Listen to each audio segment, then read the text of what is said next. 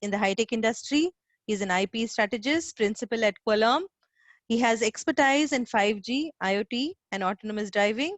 He comes with a huge experience, postgraduate in patents law and IP law, engineering and computer science. And we are very excited to listen to him. Over to Mr. Nitin Sharma.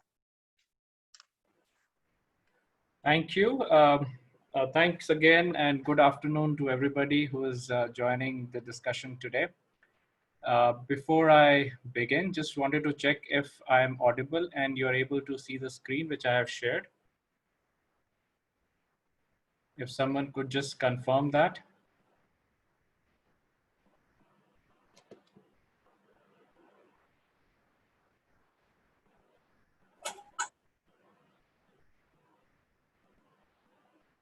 Can someone please unmute and let me know if you're able to hear me? Yes. Okay, great. Okay, so I hope all of you are well settled into the new way of life and are able to adapt your life as well as work in these trying times. Today we will spend next few minutes or about an hour on discussing about something which is very important for India as a country going forward. I would like to share a few of my thoughts around that. This would be an interactive session, so if you have a question or something, please feel free to use the mechanisms that are available, and it'll be good to hear your thoughts as well. So when I interact with either the startups or some of the organizations in various ways, and I asked a question about what is the most important focus areas for them in next 6 months or a year, I would assume I typically get the answers like, the financial planning is one of the things that they would like to focus on. How do they get the funding?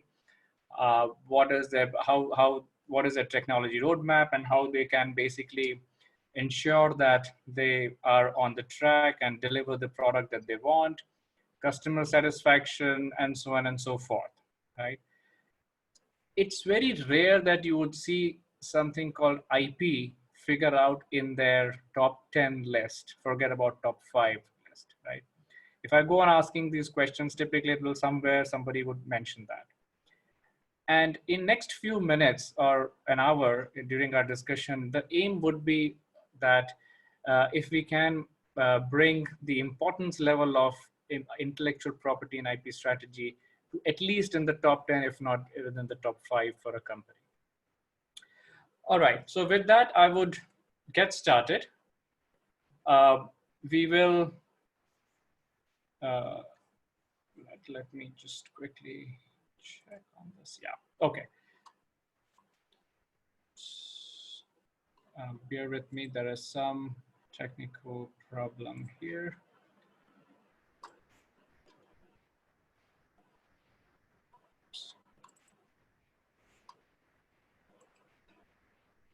All right. So I would touch upon a little bit about what an IP strategy is. Then we look at the intellectual property as such, look at the types of it, and then we dive a little bit more into patents. Because I understand that most of us here today are engineers and deal with technology. So patents are one of the most important areas that we should be looking at from IP point of view. So let's look at strategy and what is strategy, right? If I have to ask you to define strategy, I'm sure a few of you would highlight that strategy is a plan to achieve something, right? Or is a way to achieve something, right? And basically, you would have different types of strategies in your organization or a company or for yourself, depending on what kind of organization you are, right? For example, if you are as I said, if you are a startup, then a lot of you would have typically a product strategy or a product roadmap to define how your product will be built and implemented and taken to the consumers, right? Or how will it technically meet the consumer's requirements? Likewise, you will have a financial strategy, basically figuring out how would you get them funds for running your startups, right? Is it that you guys, as a founders, you have pooled the money, or you will get some money from somebody else, right? You will also have a strategy around human resource and figure out how you get the best of the talent that you would work on, right? If you're an engineering college for that matter, you would basically have a may have a strategy to figure out how would you be in the top 10 rankings of the country or world, or, or the areas that you may want to target for. You may want to also see how you may want to have a strategy for how the students get the placements and all. So likewise, so depending on what kind of organization you are, you may have a business strategy, a financial strategy, and basically various kinds of strategies depending on what your goals are in different areas, right? And as I said, we will look at IP strategy. Is there something called an IP strategy, right? Should it be there in the list of the things or planning that we want to do?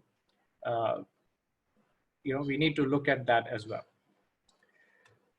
What is IP, right? Before we get into IP strategy, I think it's important for us to understand what is IP, what is intellectual property, right?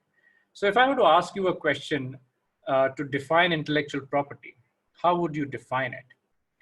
If I give you a few seconds to think about, how would you explain a layman or a person that, what an intellectual property is? How would you do that? As you see, intellectual property has two terms in it, right? Intellectual property, right? And I'm sure we all are familiar with what a property is, right? I'm sure all of us own some kind of a property, right? One way or the other, right? If you have a watch, it's a property, right? If you have certain jewelry, that's a property. Or if you own a real estate, that's a property, right? It's a property which you can touch, see, and you can take a use of that. Now, when we say a property, what are we talking about? These examples that we looked at, right?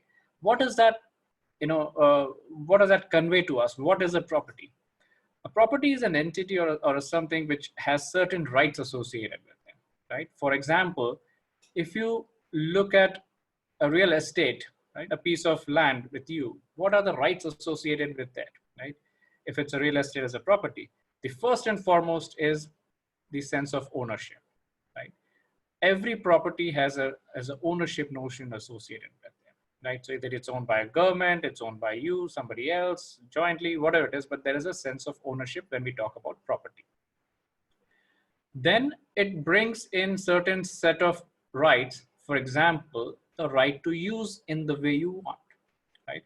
So if you own a piece of land, you have a choice to make use of that land in the way you want, right? You would basically make either a house or an office, or you do an agriculture and whatever, right? So you have a choice. You have certain rights associated with that, right? Of course, you can argue that, hey, you know what, this is a residential land, so you could only do certain things and all that. That's fine, but still, a property has certain set of rights associated with it. At any given point of time, those rights can be transferred and all of that. But basically, when you talk about a property, you have two things. One, a sense of ownership, and then two, certain rights associated with, typically which governs the right of use and enjoy the property in the legal ways and things like that, right? And we saw there are examples like jewelry, real estate, car, watch. All these are examples of property. Okay. All right. Intellectual property.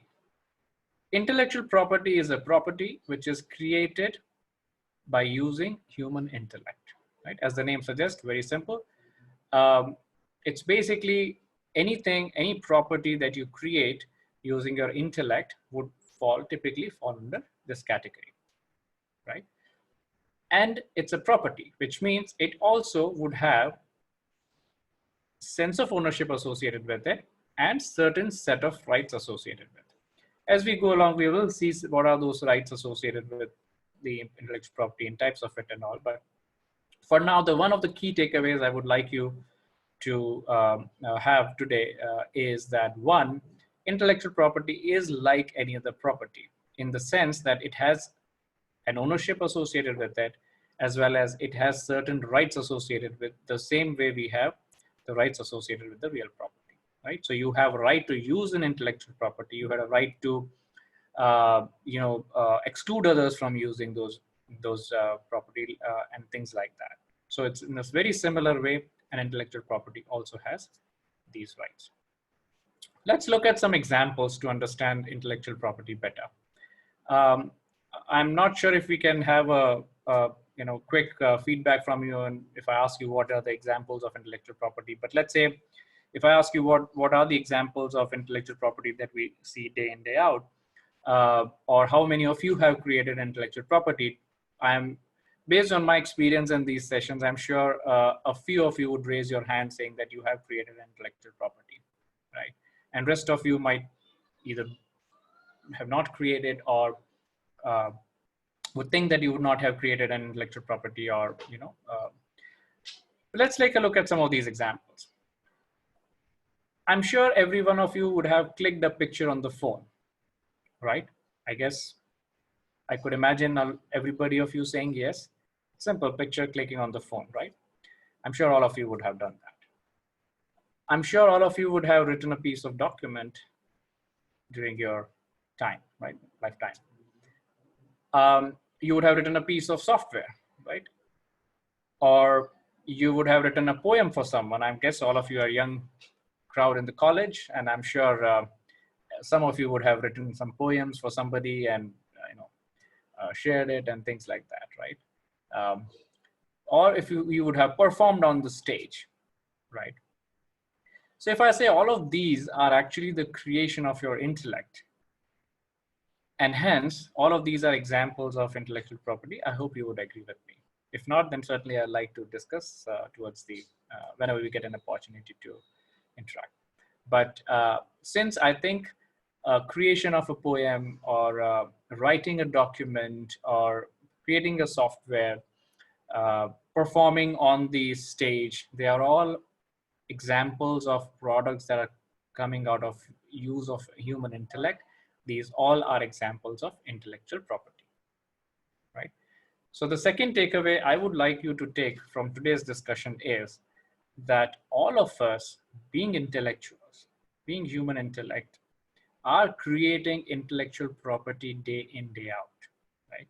I hope you agree with me. I'm sure you are creating pictures every day. You are writing software, documents, all of these things almost every day, right? So that's the second key takeaway I would like you to take from today, is that we are creating intellectual property day in, day out, right? Okay. Now, let me ask you this question. If you go to, I'm sure all of us love cinema, movie goers. I like it, so maybe I'll give some examples from movie lands. We all like to go to movie hall, right? And in Hyderabad, we have PVR in Orbit Mall, a pretty nice mall. We go into PVR, there's a Tips Frankie stall over there, and that Frankie cost me about 250 rupees. Now, if I just step out of PVR in the same mall, within the same mall, just step out of the PVR door and go to a Tips Frankie stall or a vendor right outside PVR, but within the mall, the cost of Frankie becomes just 100 rupees. And if I go out somewhere else, there are a couple of other places where I know, and if I go and buy Frankie, same Tips Frankie, it costs me 50 rupees. Now, I can assure you it's the same product with absolutely no change between the three offerings. But still, I'm paying it differently. I'm paying different amount to it. I'm paying a different value for that. Why is that so? Right? I'm just pausing for a moment so that you can think, but just think about it. Why is that? And I'm sure a lot of you would say that, hey, we are it's just where you are, buying that may be a reason, or the experience of buying. You are in one place, you are in air conditioned, very posh, clean area, versus in others, you are basically, whatever the reasons. The point I want to highlight here is that you have the same product, right? But different value associated with it, which means the value of a product is not just inherent in the product itself, but a lot more other factors, right? And it's a common sense. I'm sure all of you would have seen this and agree with me on this takeaway, right? I want to add one more thing here, that in intellectual property also, just like a tips frankie, which is a property which or a product which the vendor has created, likewise, intellectual property also, the value of that property could vary, right? Depending on many factors, uh, what kind of property it is and how you, whatever it is, right? So there are certain factors which will determine the IP, the value of the intellectual property that you will create, just the same way as you would see that the real properties or the other properties value would change. You could take the same argument for real estate, stocks, jewelry, and all of that, right? The value keep on fluctuating, right? It's not that the product itself has changed, but the value keeps on going up and down depending upon various other factors. The same thing is true for intellectual property as well, right? Because some of you might say, hey, I have clicked the picture, but nobody is willing to pay me that, right? But that's a question with respect to how you come up with a value for your property, right? Rather than whether that picture is an intellectual property or not, right? I made a samosa, right? I have few options or few possibilities with that samosa, right? I can eat myself, right? I can eat the samosa myself, or I can take that samosa into one of those streets, put up a stall and sell it for, let's say, 20 rupees, right? Or I could go ahead and give it someone for free or donate it or whatever, right? The decision of what I do with that samosa is mine, right? Or the decision of how I deal with that property is mine. Maybe I'm let's say a vendor, a mithai shop, and I'm creating this. And so how I deal with my product, my property is my conscious choice, right? I could do many ways. I could supply it to 5-star, charge more or whatever. Likewise, what you do with your intellectual property, how you commercially use it, or whatever you want to do with that, should be your conscious choice. What I see in India across the board is that we since don't have awareness of what an intellectual property is, and the fact that we're creating all this day in day out, we are leaving the property free on the table. It's not a conscious choice how that intellectual property is being used, right? As a startup, as an organization, a lot of you are engineers, you may want to try out your hands in entrepreneurship, or you may want to join certain companies, or you would, venture into certain kinds of services, organizations, teaching, whatever it is. The point is, whatever as an organization, as an individual, whatever intellectual property that you are creating should be your conscious choice, right? And that's the goal of this discussion today, that you become aware of the creation of intellectual property that you are doing, and hence have a more control on how this would be used. You may choose it to give it away for free, that's fine, but that should be a conscious choice. Or you should basically use certain mechanisms that we have at our display to see how in other ways we can use our intellectual property. The problem I see in India is the awareness about intellectual property is very low, and hence we lose out a lot of times our edge, or our competitive edge, or a way to make the best use of intellectual property, and hence and a lot of companies suffer because of that, and as a country India is suffering a lot because of that. All right, so that's the second next takeaway I would like you to have from today's discussion is that how your intellectual property is being used should be your conscious choice. All right, and hence For an organization, an IP strategy would typically mean a plan, an action plan, or an overall blueprint of how do you generate your intellectual property, how do you protect your intellectual property, how do you commercialize, use it, monetize it, or different ways that are available for intellectual property. What do you do with that? And of course, because you have to do all this, how do you manage the cost and all? So for an organization, since it's any organization, no matter what it is, what kind of work you are doing, what kind of business you are into, right? Or an individual or an entrepreneur, since you are creating an intellectual property day in, day out, you need to have a plan for all of these in, in place. Because if you don't do that, you may be vulnerable in many ways. I had my team member who left Qualcomm and he started his own company in Hyderabad.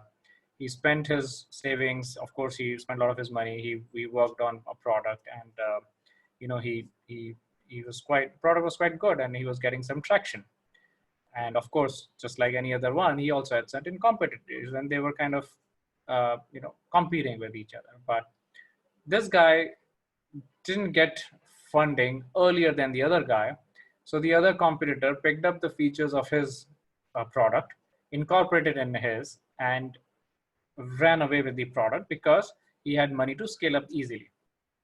Versus this guy had certain unique features that he had come up with, which he did not protect. And so he had to give away his, or give up his startup and come back and join Qualcomm again, right? Now, among others, one of the main reasons that this happened was that he was not able to protect his value proposition, his intellectual property, right? And this happens. This is not a hypothetical situation, right? It happens a lot in day-to-day things. I'm sure you would all agree that the moment a particular product gets successful, you see a lot of copies of that product coming in, right? Because it's not costly for others to simply copy, but it is very costly for someone to come up with that design because it involves a lot of failures and all that, right? So as an organization, as a startup, as a company, and it doesn't matter what kind of organization you are, right? You could be an engineering college, you could be a latest cutting edge technology product guy, or you could be a service oriented industry. The key is to identify what is the intellectual property you as an organization are creating. And I'm sure every organization creates that. And then figure out what is the appropriate mechanism for it so that you could protect it and ensure that your business runs the way it should. In the absence of this, you would be left vulnerable from this point, and you could not utilize this very important tool that is there at our disposal to support our other strategies, other business strategies. All right.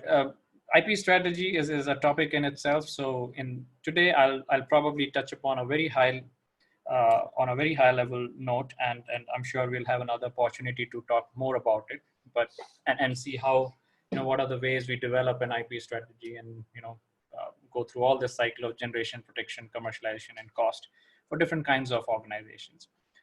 For now, I would like you to leave with this thought that this is a very, very important piece which every organization, every business, irrespective of what type of work it is doing, to look at it, right?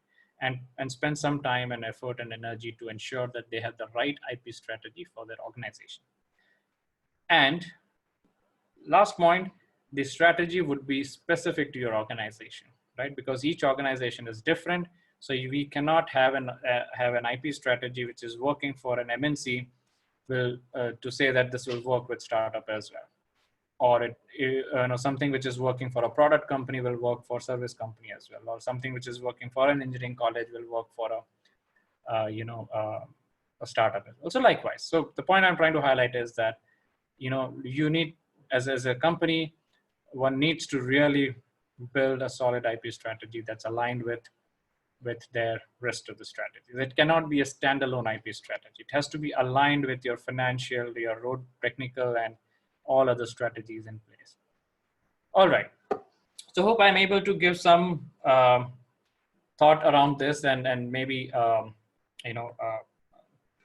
you would agree in some sense, and I'm sure you may have certain differing opinions or more questions, which I think we can deal with it later. But for now, I'll just summarize some key takeaways from our discussion until now. One, intellectual property is just like any other property, right? It's very important to us to consider that, and hence we have to be very sure that if there is, just like the way we protect our other properties, like an organization will protect its computers, its raw materials, and all of that, you should also protect your IP.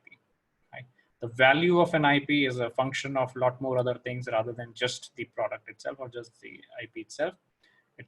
You need to have some other things as well in place, just like the valuation for others. And lastly, it should be a conscious choice how your intellectual property is used. And for that, you need to have a strategy built into your organization, woven into your other strategies to ensure that you have addressed this very important part in your business as well. Okay. Now, let's look at an example. We have this real estate, right? How do you protect the real estate, right? What are the ways, what are the protection mechanisms for this real estate, this property, right? I'm sure you would say, okay, I would register with the government authority, which is the right thing. Yes, and if you want to protect your land from taken away from you, you ideally should have registered with it, right? I think that's the most important protection mechanism for a real estate. Is that enough? Probably not. You might also need to maybe put a fence around it because you don't want somebody to encroach it or trespass it and figure out certain loopholes and make a claim on it. You could also protect your registration papers by using a locker in the bank, right? So that's also there. So the point I'm trying to highlight is that you have one intellectual property and you have certain different mechanisms to protect it. Let's look at jewelry as an example. Now, how do you protect jewelry? Put it in locker, yeah. You cannot register a jewelry, right? Okay, that this piece of necklace belongs to so and so, and you register in the government. You don't do that, right? And that's not a preferred way of protection of jewelry, right? Or you can't build a boundary wall around it and leave it on the ground and say, okay, this belongs to the so and so person, and you put a boundary around it. That doesn't work that way, right? The point I'm trying to highlight is, in the real world, you have different types of properties, and hence you have different protection mechanisms for that. In the same way, we took a very brief look very briefly at the examples of IP, which means there are different types of IP. I'm sure it's logical to conclude that we would need different types of protection mechanisms for all these different types of intellectual property as well, right? And hence, we do have different types of intellectual property protection mechanisms. So let's look at what those are, right? Trademarks, right? Trademarks is very commonly understood intellectual property and protection mechanism in India. I would like to make one more point here, right? The concept between intellectual property as well as the protection mechanisms. Now here you see certain things like trademarks, trade secrets, patents, copyrights, and all. What in a normal conversation you would see is that people use the protection mechanism and the intellectual property itself in an interchangeable way. For example, if I ask someone, what, or if you throw up this question, okay, what kind of intellectual property you may have, people might say, okay, I have 2 patents, 3 patents, 10 patents, whatever it is, right? So in that context, it might be okay. But as a concept, I wanted to highlight that a property is a separate concept than its protection mechanism. And it is a subtle difference, but it is important for us to understand and pay attention to, because you may have an intellectual property, but in order to secure it properly, you may want to have more than one protection mechanism. So it's very important for us to understand what is our intellectual property. If we don't understand this part, or if we just carelessly use intellectual property with one of the protection mechanisms, then you may lose out a very important other aspects of your intellectual property, and you may not adequately protect it. We may see some of these examples a little later. I'll come back to this, but for now I would like you to take this point away, or note this point, that the intellectual property and the protection mechanism of an intellectual property are typically separate concepts, and you might see in the day-to-day conversation that these are used very, very interchangeably. And this is done, like, using one word towards the other is done by a lot of people, actually. So it's a very common mistake. So it's very important for us to pay attention to this. All right. So trademarks. Trademarks is a very, very commonly understood, well understood type of intellectual property in India. It's nothing but a word or a phrase or a symbol or design or some kind of a mark to identify the origin of the service or the product, isn't it? I think we all understand the importance of brand name. I'm sure a lot of us are pretty crazy about certain kind of products versus the others, because we feel very strongly about certain attributes of that product coming out from that brand, right? So trademarks basically is that intellectual property, right? It's an intangible property. It is created because of the intellect of humans involved in creating that brand, that stuff, right? So that's why it's basically an intellectual property. And I'm sure a lot of you will not be surprised to know that the brands, just the brand, which is an intellectual property, intangible property, gets exchanged or sold for a huge amount of money, right? The the Nokia brand, right? If you see the Nokia handsets that are coming today in market is not coming from the same Nokia company which is there in the Finland. Okay, Finland company Nokia Networks sold the Nokia brand for handsets to some manufacturers in China, right? So it's basically not the same Nokia, but the brand, the wording, the logo, and everything else is actually sold. So that's the power of trademark. And I'm sure like a lot of us would go and buy Nokia phones because of our notions attached with Nokia brands from the past and history, right? And that's why that brand Nokia is so valuable. All right, I think we all understand that, so I'll not spend much time on this, but just a few key points for each protection mechanisms you'll have to note is that: one, what kind of intellectual property it protects; two, what is the duration of protection, right? And three, what kind of rights it may bring in, right? And you will see, by and large, it has similar set of rights, but it might be a good idea to just look at it. So trademarks, you would protect it as long as you're using it and paying for the trademark fees. You can use it for all amount of time. It basically protects a mark, a notion, the value proposition that a particular brand brings in for a product. All right, now let's look at patents, right? What are patents? Patents typically protect technical ideas, right? So if you have certain technical solution associated with the technical problem, patents would be a very good protection mechanism for that. So all of us are engineers and deal with technology. So that's why I said it's a very preferred way for all of us to look at and know about, because while working on certain projects or a product or a problem, you may come up with a solution which nobody has thought about, and the solution has certain merits and stuff like that. And so you may want to protect it using what is called as patent. So patent basically protects the technical ideas, technical solutions, and things like that. It is granted for a term of 20 years from the date of filing, and you pay for the country, and you to go and file and apply for the rights. So that's basically the patents, and it protects the intellectual property, which is a technical solution or technical idea about solving certain problems. Okay. All right. I guess all of us like movies. Again, coming back to movies. And we basically, unfortunately, we can't watch movies these days. Hopefully it'll change soon. But most of the time, or many times when we go to the movie, we already are aware of what's going to happen, what's the idea about the movie, and things like that, isn't it? I can imagine few heads nodding. Um, so, for example, Devdas movie, right? There are already 3 Devdas movies that have come out, right?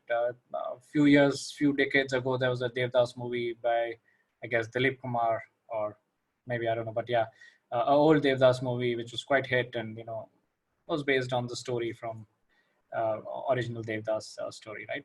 And then a few years later, we had Sanjay Leela Bhansali, coming out with Devdas movie, pretty much same story, right?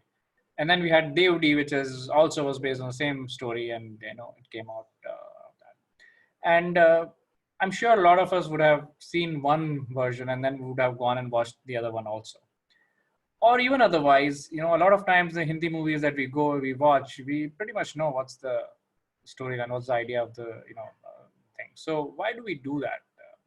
Why do we go and watch the movie even though we basically we know about the idea, we know what is the story and all, right?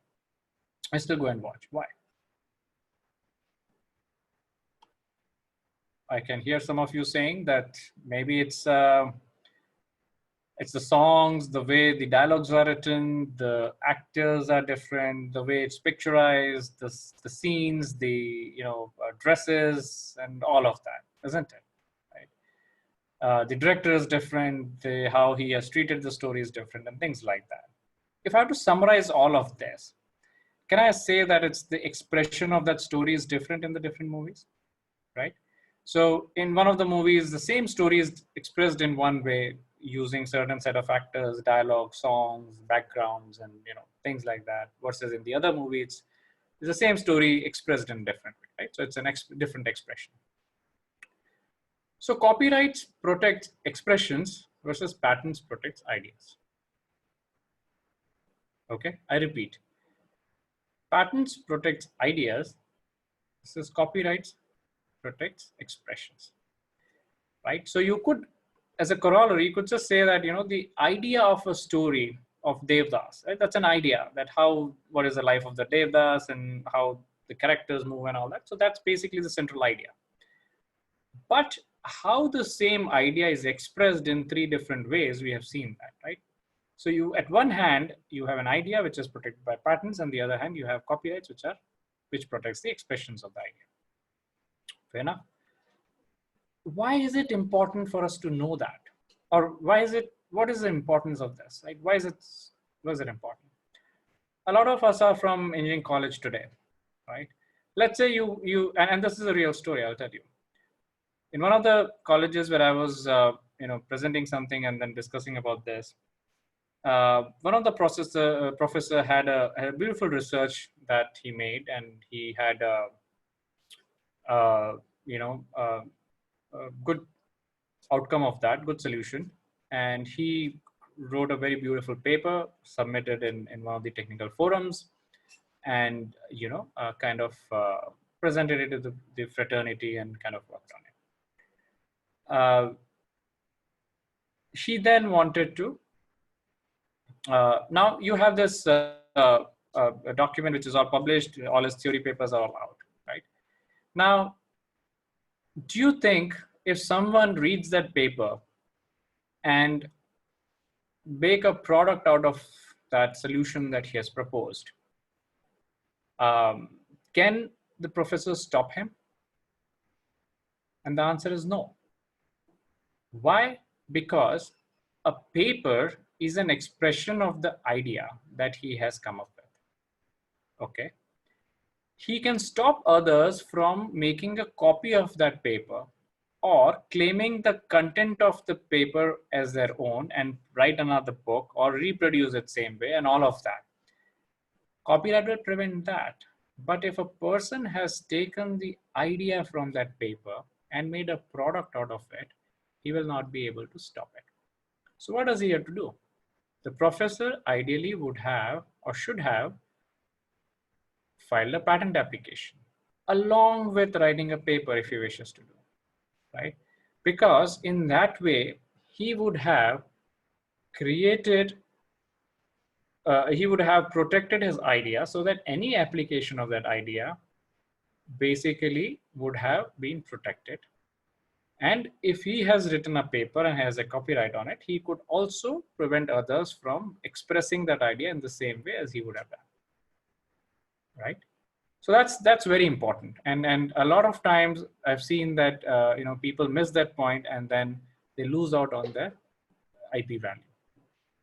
Hope the point is clear, and if you have still more questions on that, we can always talk about it. But the key point or the key takeaway I would like to take away from this particular slide or this set of discussion is that you have a particular type of IP, and you may want to protect it in different ways in order to ensure that there is no way others can misuse your property without your knowledge, right? All right.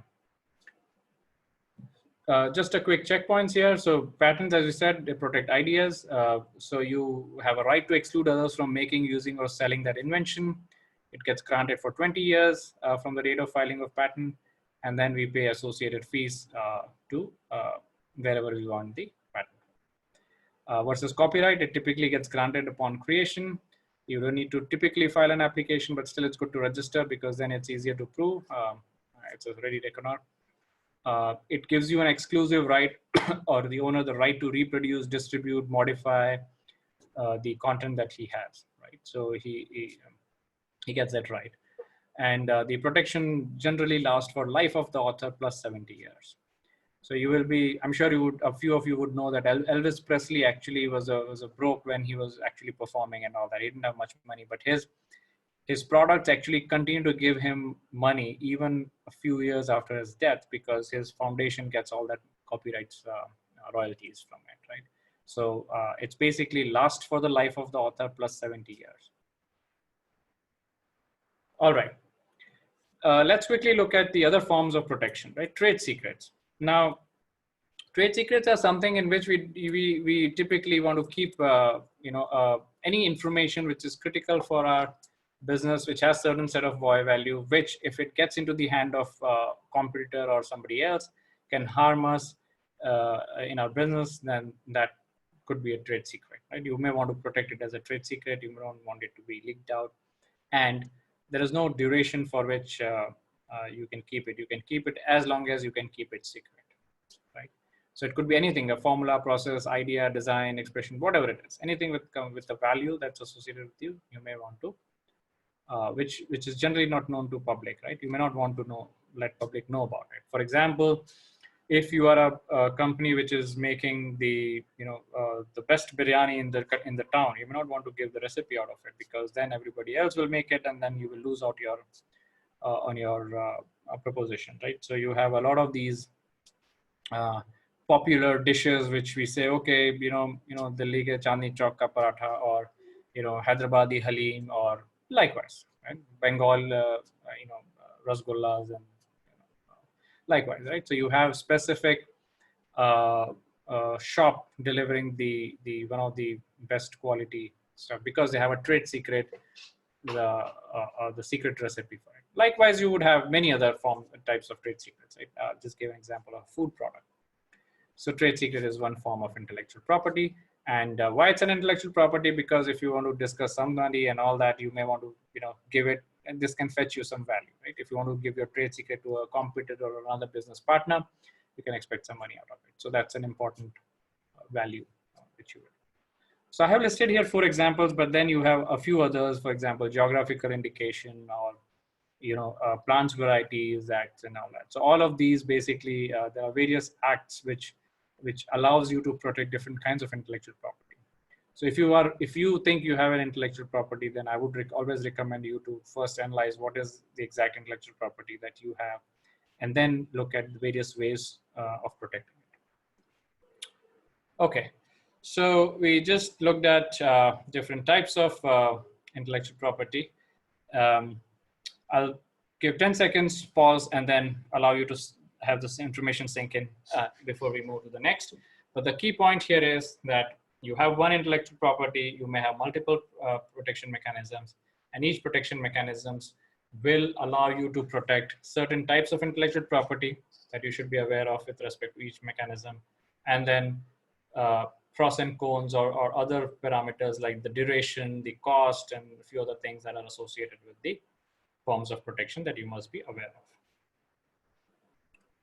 All right. A very quick brief on why we need a patent system, right? If I have to ask you that question, why do you need a patent system, right? What would your answer be?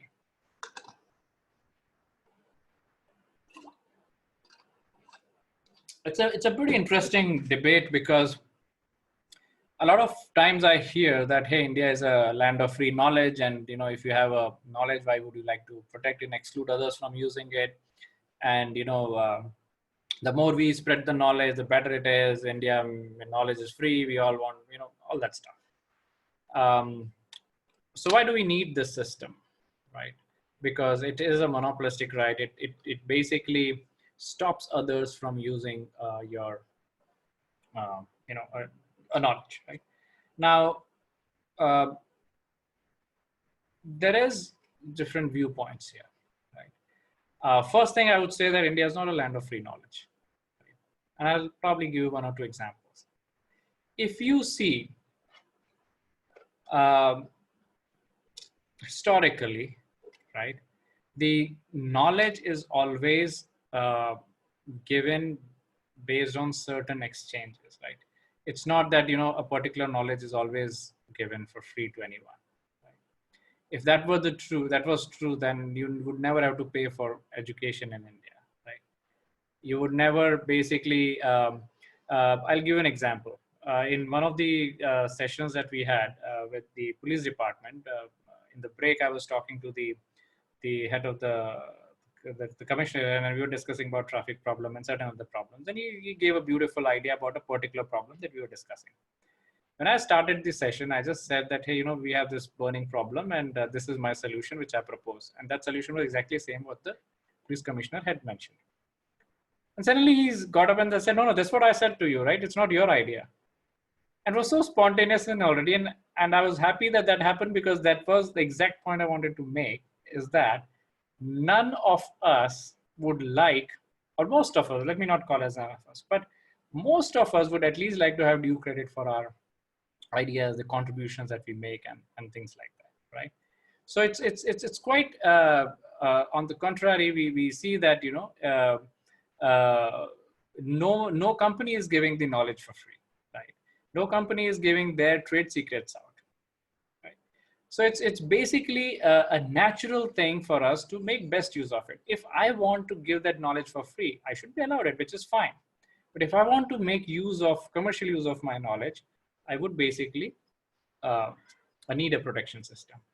Now, at one hand, we want society to gain from this knowledge, right? Because the whole purpose of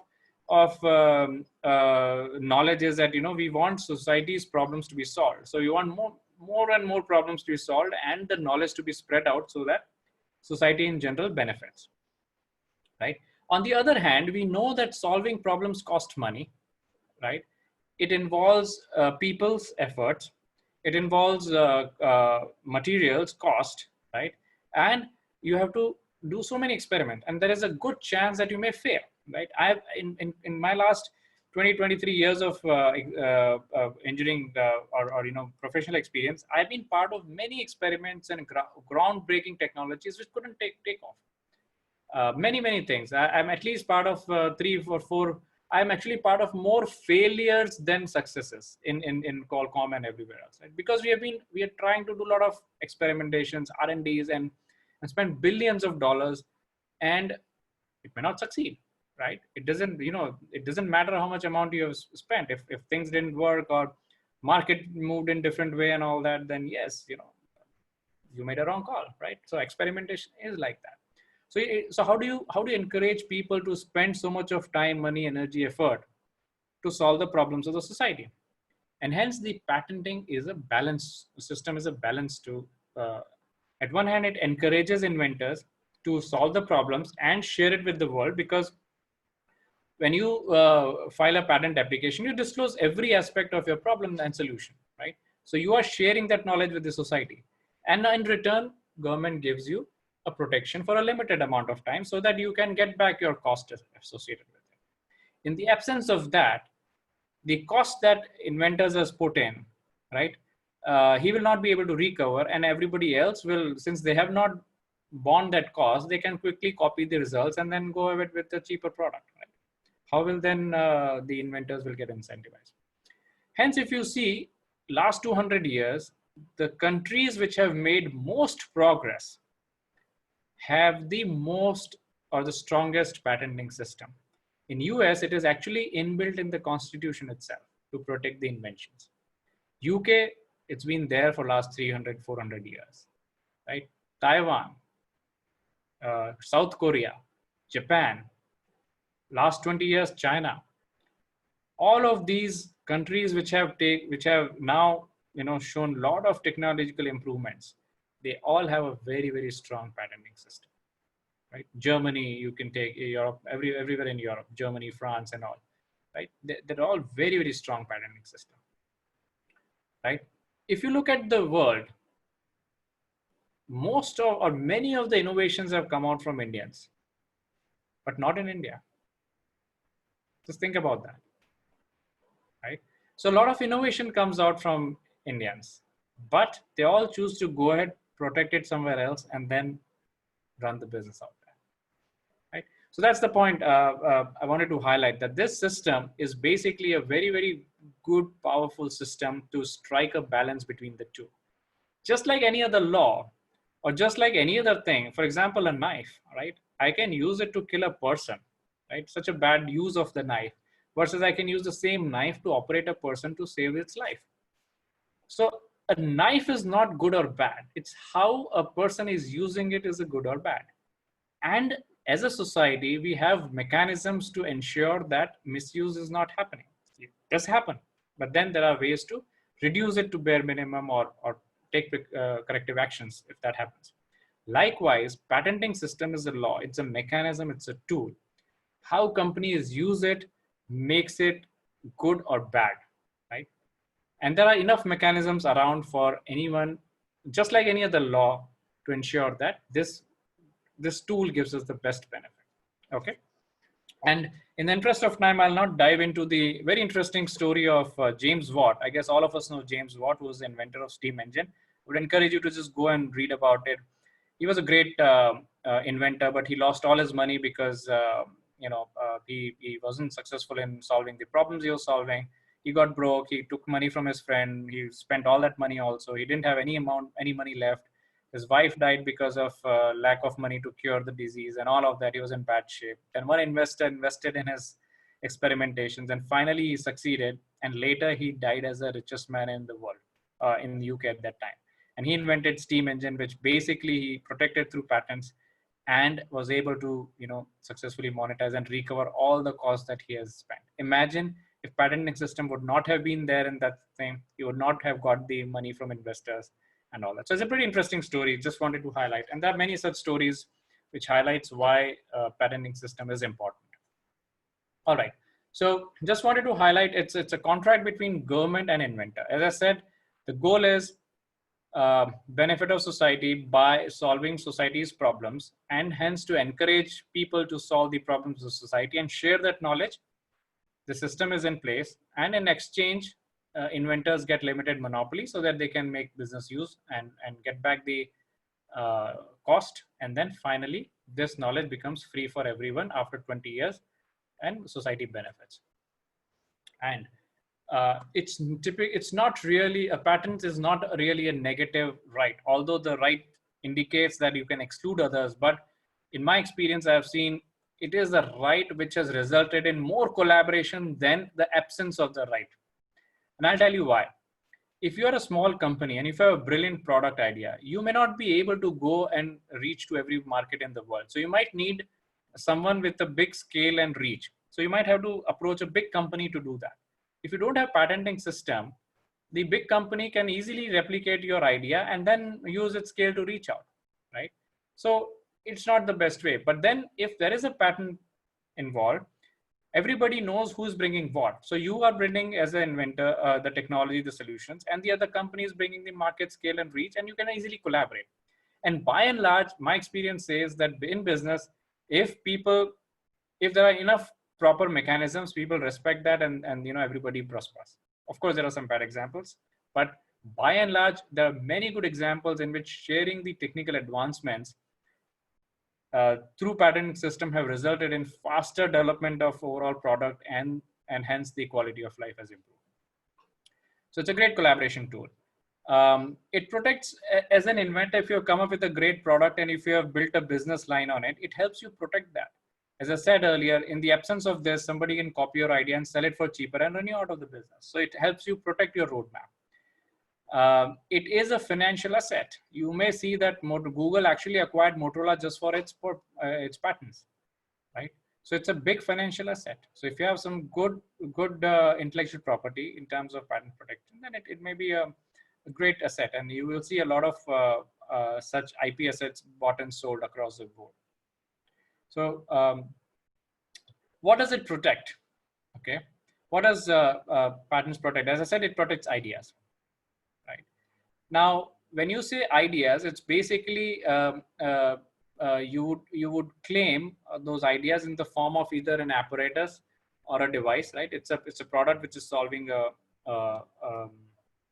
particular problem, or a method, right, which is solving a particular problem, or a process, right, or a product produced by a process. So basically, you can use patent protection mechanism to protect all of these kinds of entities.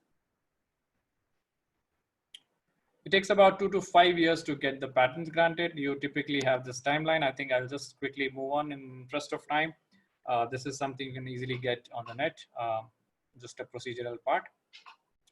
I would spend next 10 minutes, and I hope I'm allowed to go for another 10 minutes, just to highlight what are the requirements to get the patents, and quickly give you a glimpse of why I say IP strategy is important here. So if you have an idea, the first and foremost requirement is novelty. And I guess it's very easy to understand why, because as I said, the goal of government is to bring and solve newer problems of the society. So if you have solved, if your solution is not new, society already knows it, there is no point to give you the protection right, or a monopoly, right? Because government is not getting anything at the back. So that's why novelty is important. I'll come back to non-obviousness soon, but let's quickly look at the third one. The other requirement is that you have to fully describe your solution, right? As I said, the goal of patent system is to ensure that society gains this knowledge. So you are required to share all the knowledge about your invention.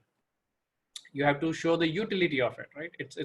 Your invention must be useful, and hence you should be able to convey that, if you say that, hey, my invention kills 1 lakh people in 1 second, that's not the problem that society wants to be solved, so you will not get a patent. But of course, if you show some good useful industrial use of your invention, you will be able to get it, right? Non-obviousness. Now, over a period of time, what happened, towards the middle of the last century is that, it was only novelty as a requirement. But then a lot of people will come in with very, very small, obvious improvements and try to protect it. And so this requirement got in place and said, okay, your idea may not have existed in the way you have described, but it's an obvious solution for anyone to come up with. So your solution should not be obvious, then you will get a patent, right? It's very simple to describe and understand, but in practice, it is the most difficult one to address. And that's where a lot of people like me make money, because it's very difficult to say what is obvious, what is not obvious, right? Obvious to whom? That's the big question, right? I'm sure all of us have an experience that, okay, something which looks so obvious to you looks totally opposite to somebody else, right? I'll give an example. Let's say today, if I go to a patent office and say, okay, give me a patent for a shoe which can tell me the temperature of my foot when I'm wearing it, do you think you will get a patent? I think some people may say no, because it's not obvious. Some people may say, yes, it's novel and all that, right? Because I haven't seen a shoe with a thermometer which can tell me the temperature, right? So maybe it's novel. But when we look at obviousness, that could be a challenge because society knows how to measure the temperature. Society knows how to make the shoe, and all we need is to just plug the shoe or plug the thermometer into the shoe. That's about it, right?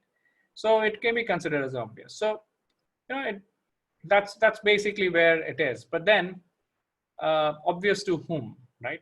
If I go and ask the same question about shoe and thermometer to a carpenter, he may not be aware of temperature sensors and all, right? So that could be it's obvious to whom. The law says obvious to a person skilled in the art, right? So which means if it's an electrical engineering idea, an electrical engineer expert should be there. It should not be obvious to him. Well, fair enough. But then you look at Apple Samsung case. There were, first district level court said, hey, this is obvious. This patent should not have been granted. So Apple should not pay. The next level court said, no. Apple should pay because this is not obvious. And every stage it got reversed. The point I'm trying to highlight here is both the sides had experts in the same subject field, but still differing opinion in the court. So that's why I said it's pretty tough. It can get really messy in terms of saying what's obvious and not. So, but as long as you're able to satisfy these requirements, you will get a patent. Okay, so that's the other key takeaway. If your invention or idea is novel, not obvious, fully describes or useful, you should be able to get it. All right, one more question. I'm sure you have 10,000 rupees at your disposal, all of you, and you can easily buy 20 shirts of the same size, same type, right? But do you go to a shop and buy 20 shirts? Probably not.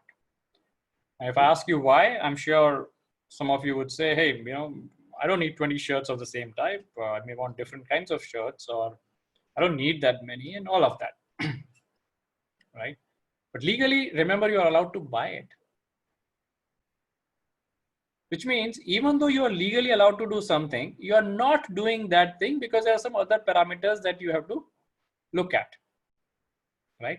If I have to tell you that, hey, you need to form a cricket team of 16 people and everybody should wear the same dress, I'm sure you'll go ahead and buy 15, 16, 20 shirts of the same type, right? So the moment something that you will not do, you will do now, the decision got reversed, right? Because now the need changes, the purpose changed, which drove your decision, right? It was not so much with respect to legality. Of course, legally you're allowed to do, that's why you could then decide whether to buy or not. Same way, you will get a patent if your idea meets all these requirements that are listed here: novelty, non-obviousness, fully describes, and utility. However, whether you should go and file a patent for a given idea or not, should it not depend on other factors also? Because it's just like buying a shirt, it needs money. The patenting it costs money, right?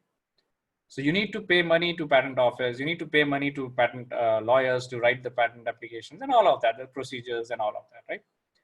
So if you have to spend that money, don't you think you need to have some other reasons as well to figure out why you need it?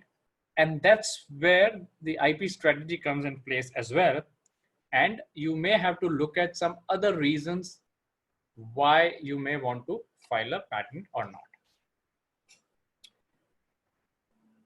And it depends on what are those factors. Those factors typically depend upon your IP strategies, which is based on your other strategies, like what is your technological strategy, what is your product strategy, what is your go-to-market strategy, what is your financial strategy, and all of that brings in inputs to decide whether one should file a patent or not. Of course, legal requirements are required. Once legal requirements are met, these questions will further help you determine whether we should do or not. I would probably go on, but then I will stop here and then see if we are okay with respect to time, or I can stop here and we can take questions. So the coordinators, please advise. I can probably wait here. This is a good point to stop and see if we have any questions. Then we can probably reserve further discussions for later sessions.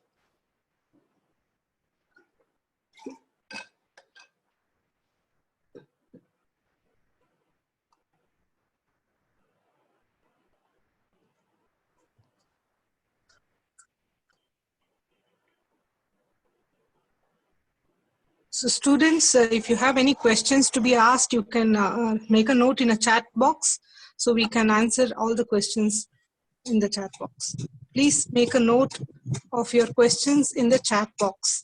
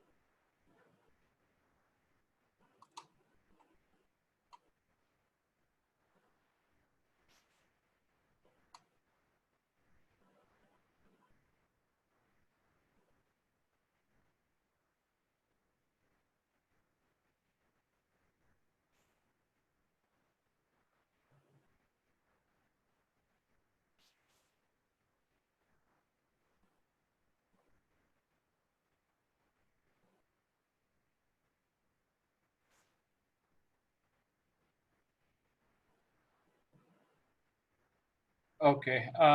Will somebody help with the moderating the questions, or maybe I can open the chat box and see if we can.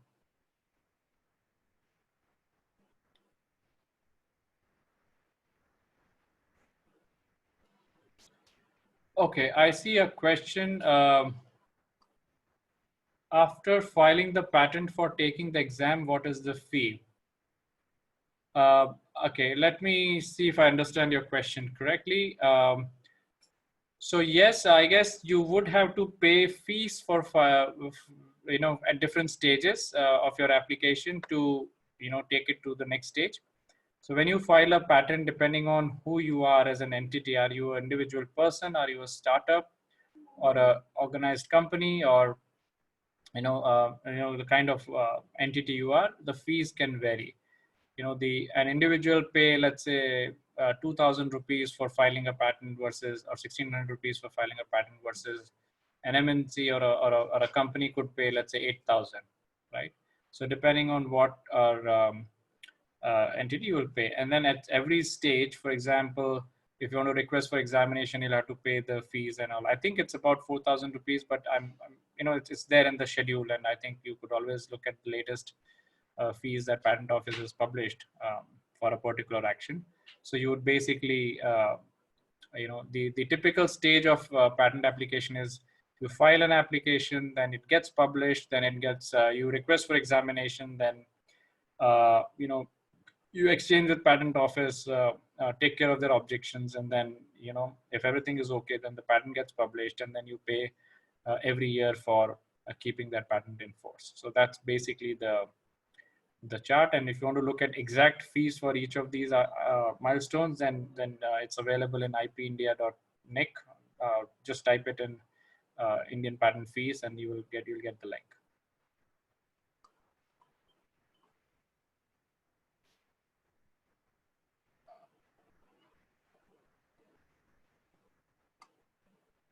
Okay.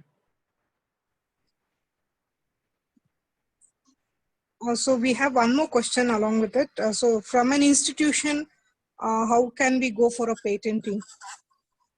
Okay.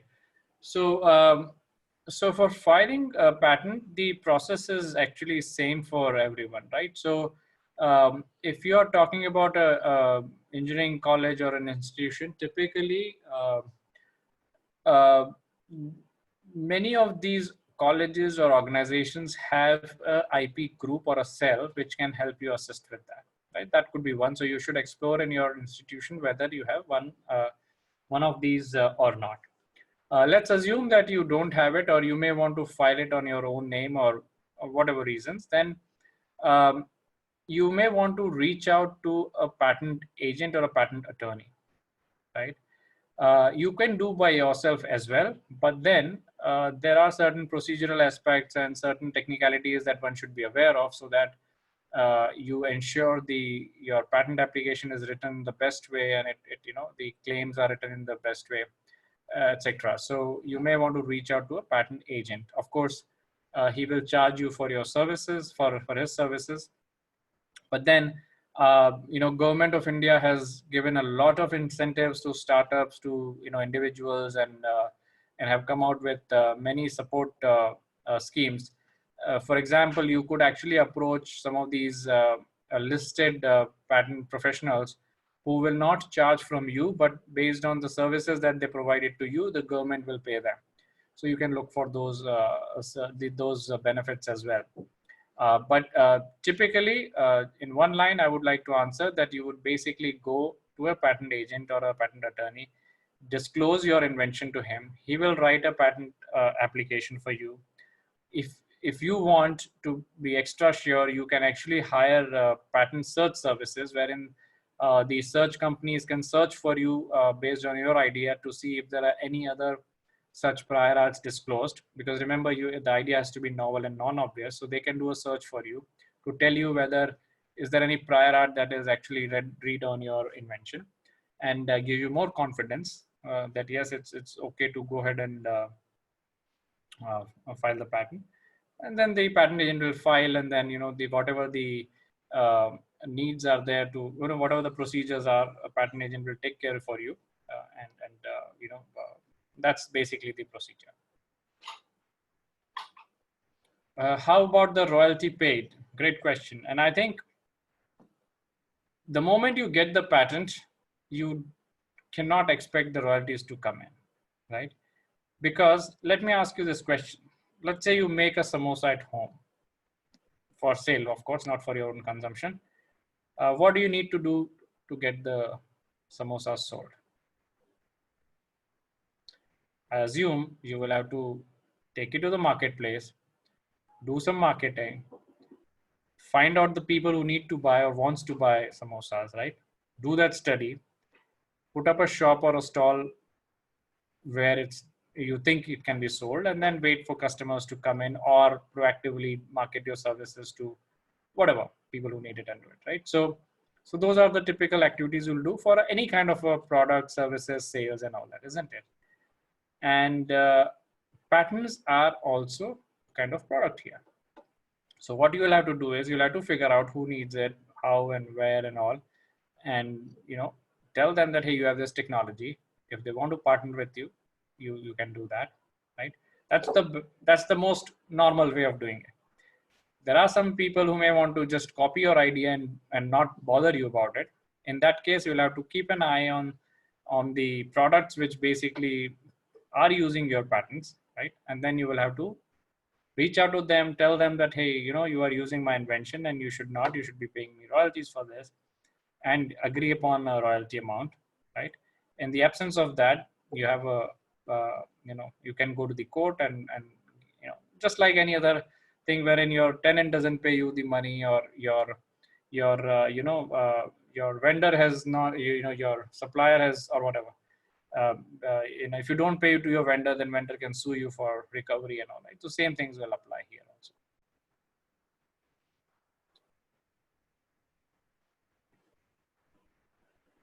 Okay. We have one more last question. Does patenting varies from state to state, or is it the procedure same in all the states? So patent is a national subject, right? So it's a central department. So in India, we have a patent office, which is a central government body, right? And I think the same thing is there across the world. So so remember, what is a patent? Patent is a contract between the government and the inventor, which means if you want to get a patent in different regions or different places, you will have to have contracts with different governments, right? So which means you need to file a patent application in different countries. So your patent is jurisdictional, which means it is applicable to only the particular country where you are obtained it. So if you want in more countries, you'll have to go and file in more countries. Having said that, there are certain mechanisms that are put in place that allows you to take benefit of by filing in one place and claiming patent rights in different countries. For example, there is a PCT Convention Treaty, which allows you to file a international patent application in India. When I say international, it doesn't mean that you get international thing. It gives you some time, about 31 months, to go to any country where you want the protection. And you can file it by sitting in India, and you can go and file in national phase in different countries. And but then follow the local rules. Of course, you might still need services of the local professionals, but this eases or brings in a lot of simplicity into the procedures.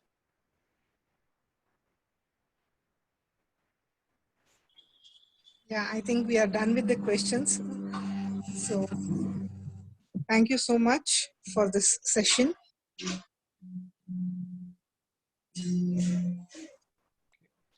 Thank you all for the opportunity, and I hope this session was useful. And if you have any more questions, and you can always reach out to me through the organizers, and I'll be very happy to answer your questions.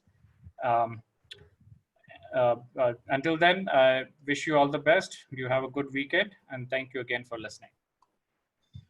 Thanks again, Mr. Nitin, for the sharing. I'm sure the students and the faculty who are present here really benefited from your knowledge sharing, and also your experiences and the life examples which you had shared during the session was very, very interesting. I'm sure they've really taken a lot, and if they've really benefited from this session which you have given us. We're looking forward to the next session very soon. Yes, and I would encourage the students to take up the assessment post the session, and you will be eligible for e-certificates post this. Thank you very much, and happy weekend. Thank you.